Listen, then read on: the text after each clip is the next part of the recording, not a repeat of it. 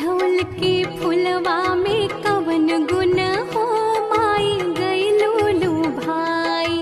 अढ़ौल के फुलवा में कवन गुण हो माई गइलो लो भाई। गइलो लो भाई माई गइलो लो भाई।